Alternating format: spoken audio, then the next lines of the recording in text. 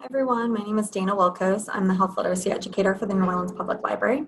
I'd like to welcome you all to the second program in our Research Matters series, How Health Research Impacts You and Your Community, in partnership with LSU New Orleans School of Medicine and the All of Us Research Program. I want to start by thanking our partners and thank you to all of you for joining us today. Please be sure to check out nolalibrary.org for more virtual programming and e-resources.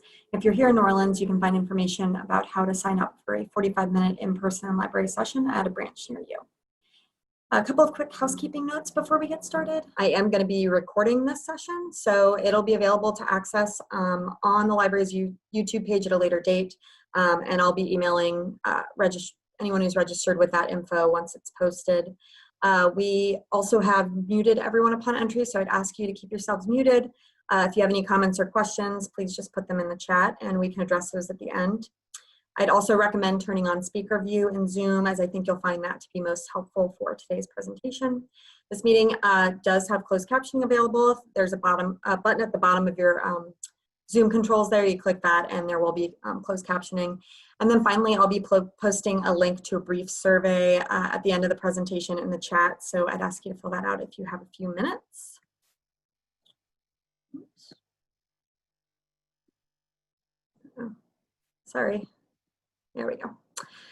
So I am going to just apologize in advance if anyone was here last week, as this next part's a bit repetitive, but if this is your first time joining us, this series is brought to you in part by the network of the National Library of Medicine, which is the core of the National Library of Medicine's community engagement program and has 8 regional medical libraries and over 7,000 network members.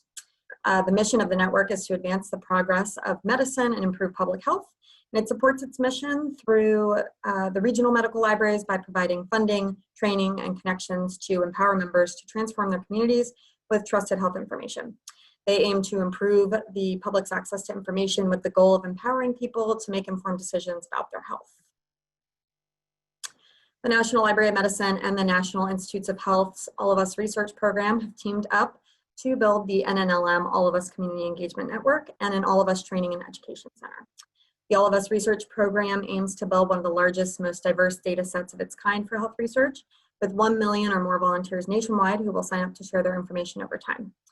Community Engagement Network is part of a pilot project and focuses on NNLM's mission to improve the public's access to information to enable them to make informed decisions about their health by partnering with public libraries across the United States, including the New Orleans Public Library.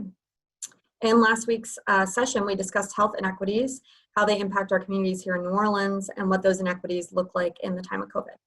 Today, we'll be looking more closely at people who tend to be underrepresented in medical research and why having a broad range of participants is so important for individuals, their families, and their community. Our speaker today is Dr. Ayesha Umrigar, who received her PhD in human genetics from Louisiana State University Health Sciences Center. She also serves as an engagement lead for the All of Us Research Program, discussing the importance of precision medicine to the public. In addition, she's currently working as a postdoctoral fellow at LSU, where she conducts research in health and science policy. Dr. Umrigar, thank you so much for joining us today. Oops, just unmuted myself, and thank you for the introduction. All right, let me go ahead and start sharing my screen. Oh, I think you have to enable the screen share.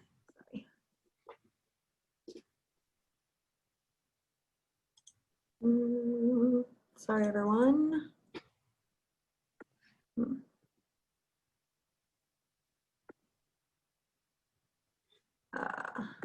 There we go.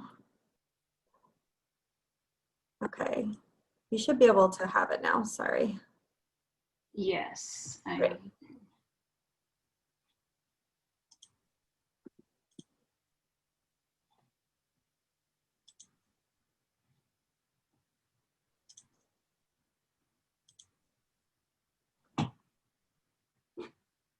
Okay, can everybody see my screen? Okay. Let me move it. Hang on. I'm going to stop that share I have 2 monitors over here, so I'm going to just flip this over here.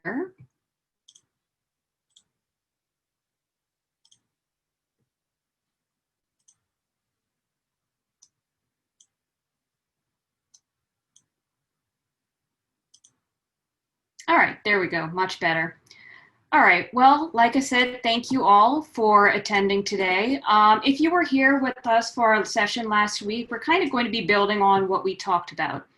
So today's talk, like what Dana was saying, we're going to be talking about how health research impacts you and your community, and why it's very important for us to have a diverse representation in biomedical research. So the first thing I want to do is talk about what is research. Well, research it's not just something where you do this, and you get to your data. It's definitely a process, and I've listed the basic steps here. Often it's more long and more drawn out than this, but the basics are you have to state a question, and then you have to develop a testable hypothesis. And it's very important that the hypothesis is something that you can test with an experiment. Like, for example, does a particular medication lower people's blood pressure? And so once you've developed your hypothesis, you go ahead and test it through experiments, and then you get your data and you develop your conclusions, and then you share your results. So that is just the very, very basics of what research is. And now, using this process, we can answer different questions. Now, there is a large variation in topics, all the way from what genes are responsible for people being born with hearing loss. How does lead in drinking water affect the health of the community? Why are some people more likely to get certain forms of cancer? We can use the process that I just described in the previous slide to develop answers to these questions. Now, if you have been seeing in the media lately, there's a lot of news surrounding clinical trials. So I did want to talk about what are the clinical trials. So basically, whenever a drug is in development, they have to, or a drug or a device, they have to go through these clinical trials before they get released on the open market. So there are 4 phases of the clinical trials, and with each phase, you include more and more people. So phase 1, it's less than 100 people usually, and this is where they're really checking for safety. They want to see what side effects the drug has, and they also want to determine the correct dosage. Phase 2 is, they're still looking at safety, but they also want to see, is this drug or treatment effective? And this phase 2 is going to include more people than in phase 1, maybe about a couple of hundred-ish. Phase 3 is where you're starting to get a lot of people in your clinical trial. You could have anywhere to a couple of hundred to a couple of thousand people enrolled in a phase 3 trial. And they're continuing to study safety and effectiveness. And this looks at different populations to see how the treatment works in those populations. And they're also wanting to see how that treatment may interact with other drugs or treatments. Phase 4 occurs after FDA approval. But even once it's been FDA approved and it's released to the public, they're still monitoring this drug because sometimes side effects may take a couple of years to show up. So that's why they are still continuing to monitor. So having a couple of thousand people for a trial, that's a lot of people. So why do we need this many people? Like I mentioned, some of them may need tens of thousands of participants, and this is because some side effects may be really, really rare. So, for example here, say we have an experimental medication that has a 1% incidence rate of a really bad side effect. 1% sounds really small, but say this drug is going to be taken by 1 million people. So 1% of 1 million is 10,000. That's still a lot of people who would be having that side effect. So that's why we need these clinical trials with a lot of people so we can really look for those side effects. And just for reference, any drug that had a 1% incidence rate of a really bad side effect would probably not be getting approved. So there are a lot of benefits to medical research. These are just some of examples of what research, or some of the answers that research has found. So through medical research, there was a development of a drug called Herceptin, which treats a specific type of breast cancer. Obviously, everybody's focused on the development of a future COVID-19 vaccine. And it's not just for basic science research. Research can help us with access to healthcare. Like, it was used to develop what are called critical access hospital programs that preserve hospitals in rural areas. And if you want to do more reading on this topic, I have put a little reference here and a link. So if you just go ahead and follow this link, you can read up more on that. So now we do need to talk about medical research and health disparities. So in our last talk, Dr. Broussard sort of defined what was a health disparity in general. So in this talk, I really do want to focus on what health disparities exist in medical research and why having these health disparities can really limit us being able to develop treatments and therapies that work within the general population. So we know that not all groups of people are represented equally in medical research. So when I say all groups of people, I'm talking about women, I'm talking about African Americans, I'm talking about LGBT people, Asians. There's a list, and I just named a few of them right here. Some of the barriers to participation, and this is just in general, I'm going to talk about barriers to each specific groups in just a second. But some of the general barriers include distrust of medical research, and I'll be talking about this point later. I'm sorry, something just popped up on my screen. You can still see my screen, right? Okay. We can, yeah. All right. So not all groups are represented in medical research. And so some of the other barriers, there are going to be language barriers in cases. And in some cases, some people don't know about the opportunities to participate in medical research. Sorry, Ayesha, real quick. The slides have gotten smaller, though. They're not, on my end, they're not taking up the whole screen. Okay, hang on. I'm going to stop my share for 1 second. Sorry about that. That's all right.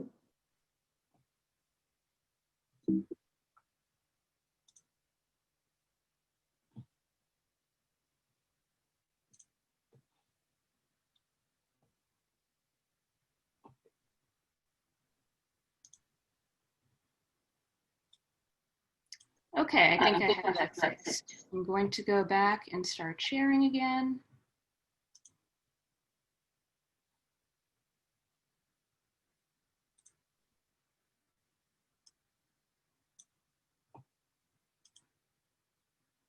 Great. All right, that should have fixed that problem. Good. Sorry about that. All right, and I did that slide. So who is underrepresented in medical research? So I just talked about some of the groups that are.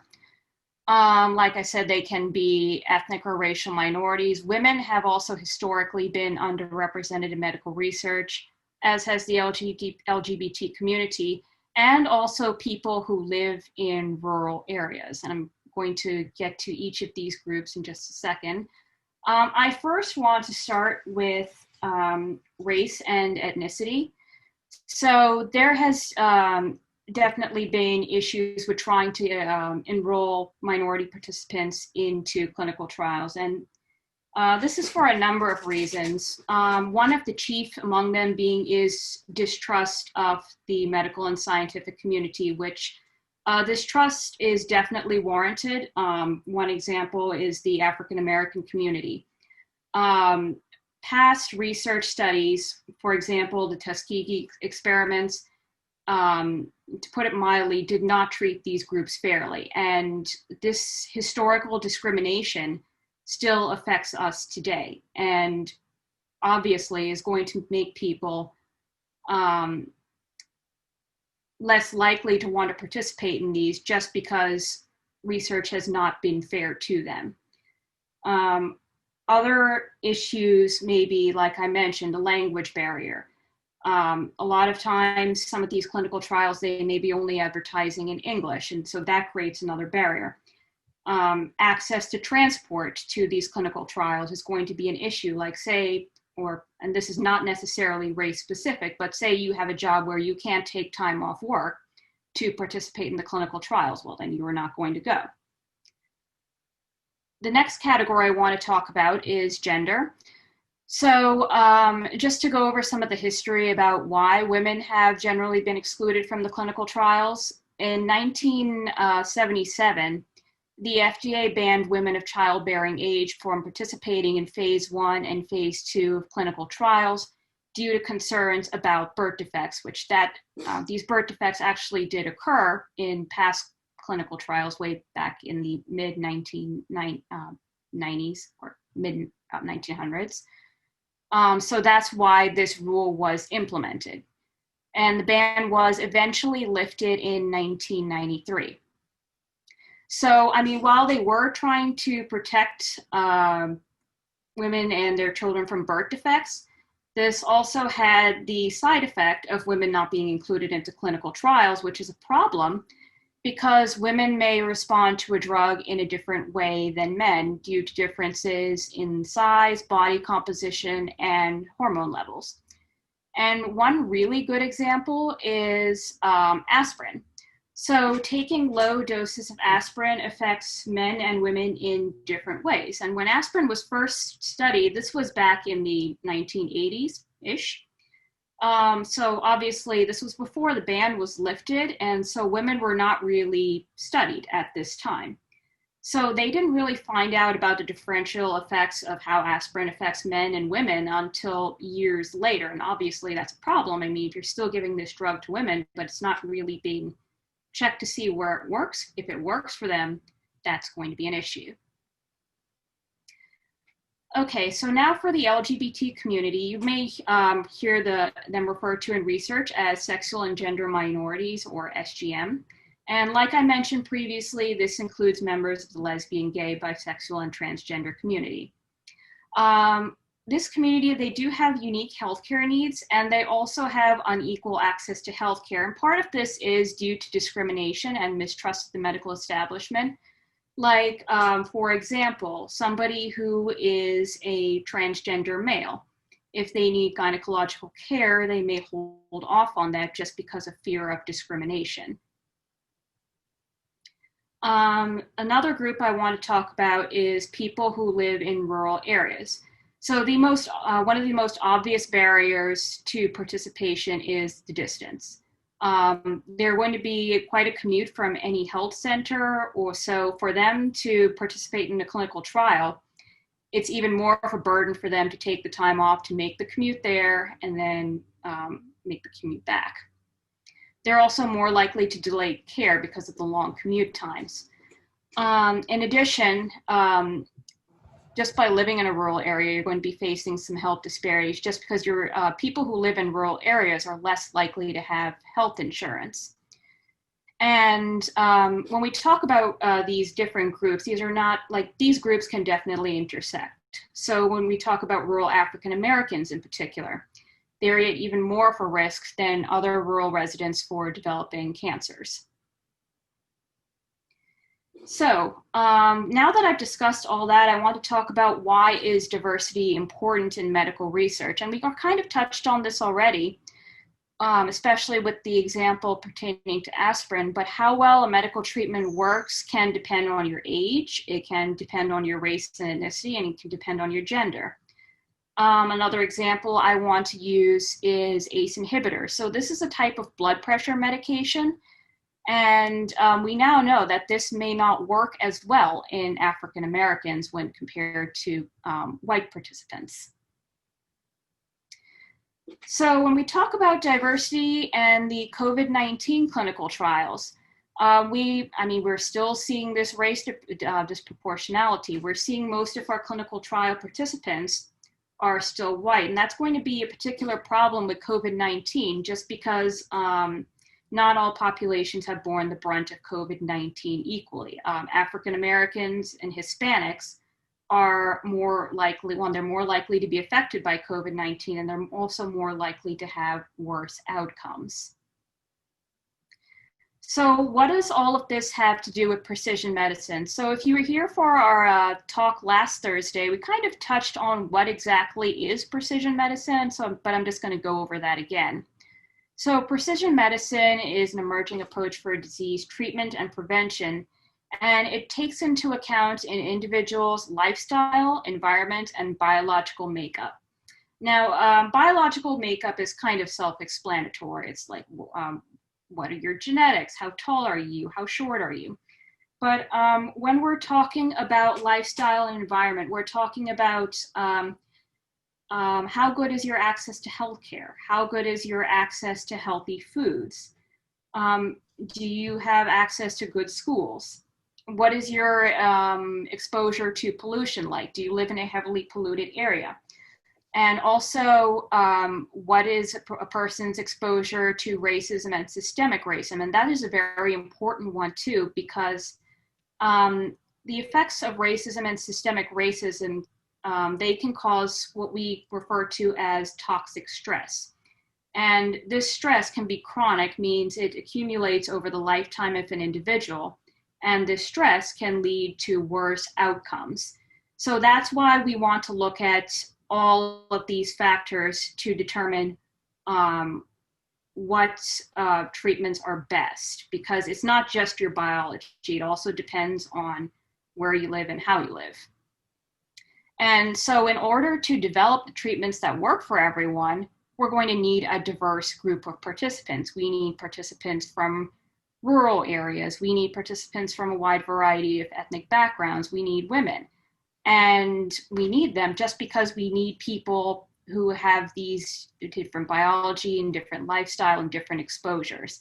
Because if we're only looking at one group, that means that the treatments are only going to be tailored towards that one group. The other groups are going to be excluded, and then we're just expanding health disparities that way.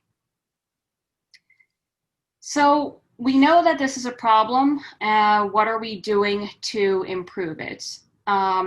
So in my next talk, which I'll be doing next Thursday, I'll be talking a little bit more about the All of Us research program, but I just want to touch on it a little bit right now. So the All of Us research program was launched by the National Health Institutes of Health in 2015 by the Obama administration. And it was created to address some of the challenges we encountered in research. One of the big ones being the ones I just talked about, the fact that we don't have a diverse group of participants for us to study and find new improved cures for. So this is taken from the website. The official goal of All of Us is to speed up health research discoveries, enabling new kinds of individualized healthcare. And so this is why the program is trying to build one of the world's largest and most diverse databases for health research. Because like what I said, previous clinical trials, previous research, they have often focused on white men, and that has come at the detriment of other groups. And so this is one of the first steps that we're trying to take to change that. And if you would like more information on All of Us, I have included a link over here. So you can go to the website, click the link, and sort of explore. And I will be talking more about the All of Us research program during our talk next Thursday. But in the meantime, thank you very much for your attention. If you have any questions, or if you think of any after this talk, please feel free to email us at joinallofus@lsuhsc.edu or give us a call at the number shown below. And with that, I will stop there. Stop the share, and I can take any questions now. Thank you.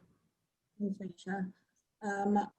Doesn't seem like we have any questions in the chat right now. Thank you so much for that presentation. I think that will lay a really great foundation for talking next week about what the All of Us research program is doing to kind of help diversify participants in medical research. Does anyone have any questions? I know this was pretty quick, but again, we're trying to keep these, I guess, kind of palatable and breaking them up week by week. So I appreciate y'all coming out today. I did have one question that is kind of specific and not really to the broader point, but I was curious if you can provide any insight about when you were talking about the rural areas and African Americans being at an increased risk for developing cancers. Is there any information as to why that is? Well, the one I can, and now full disclosure, I'm not really an expert on studying rural areas. I'm sure there are people with much more experience than that than I have, but off the top of my head, and specific to Louisiana, we do have, and you all may have seen this when we were in the news about Louisiana and COVID-19, the river parishes in particular tend to be more rural-ish and heavily African-American. Now, the river parishes are also where we have a lot of the industrial plants. And so with these industrial plants being there, these African Americans who are living in these areas are being more exposed to pollution. Now, this is a very specific example, but it could apply to other communities as well. Yeah, that's kind of what I was wondering. Let's see. We do have some questions if you have those. Let me type that phone number into the chat.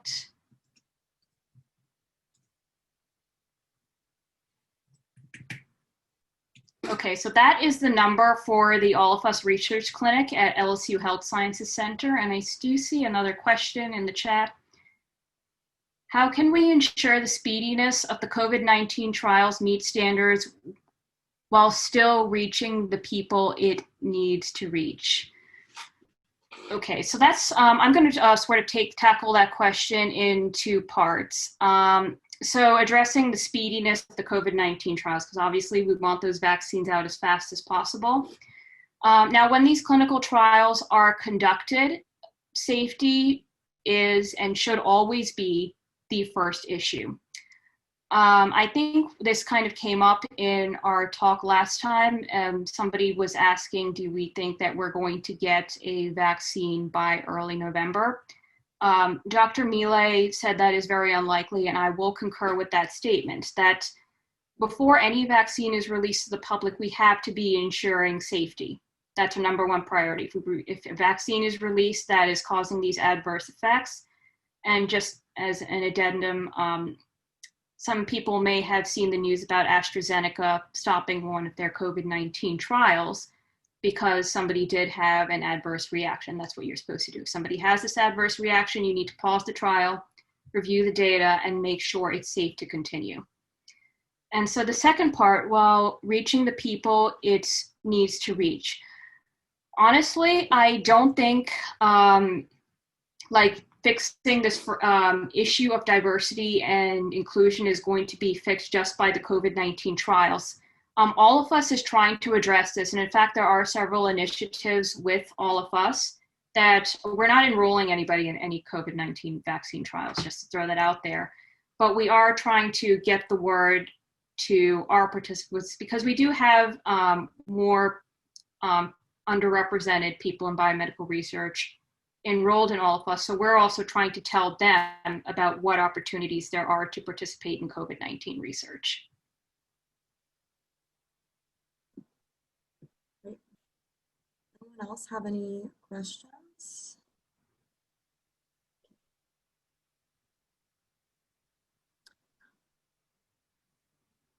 All right, well, I'll put my email in here as well. And if you all have any questions that you want me to pass on, please feel free to do so. Once the recording's available, like I mentioned, I'll send out an email to everybody with the YouTube link. And with that, I think we'll wrap up, and hopefully we will see you all next week for the last in our series where we're going to dive into All of Us a little bit more. So thank you, Ayesha, and thank you everyone for coming. Thank you, everyone. Thank you for your time.